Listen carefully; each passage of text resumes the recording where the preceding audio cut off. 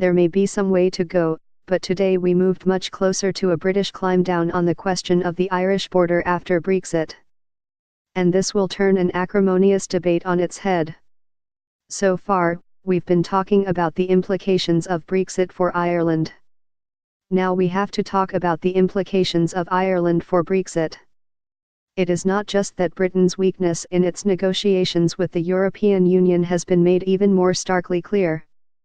On the three issues on which sufficient progress had to be made, people, money, and Ireland, Britain seems likely to suffer a hat-trick of defeats.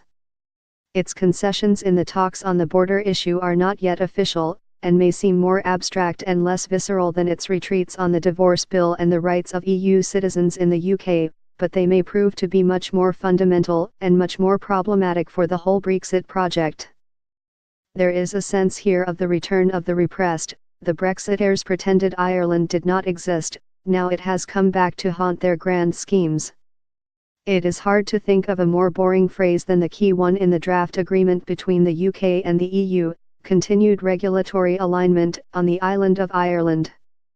Yet within this technocratic formulation there lie all the things that Brexit's true believers should have been worrying about if they were not so busy patronizing Ireland with cheery and meaningless reassurances about not returning to the borders of the past. It means, in essence, that Northern Ireland will at a minimum have to behave as if it is still in the customs union after Brexit. This may or not be explicitly stated in the final deal, but it is now the unavoidable destination of this process. You can't have regulatory alignment if you're in different customs regimes. Thus, even before the trade talks begin, the Brexit promised by Theresa May, a clean break for all the UK from the customs union and single market, is almost certainly off the table. Hard Brexiters always feared that the Irish border might be a Trojan horse entering the citadel of their pure certitude. The wooden horse is now well and truly inside the gates, even if it has not yet been opened. The first thing to note about the draft agreement is that Northern Ireland is, after all, not Yorkshire or Sussex. The line from the British government has, until now, been that of its allies in the Democratic Unionist Party, whose leader, Arlene Foster, continues to insist that Northern Ireland must leave the EU on the same terms as the rest of the United Kingdom.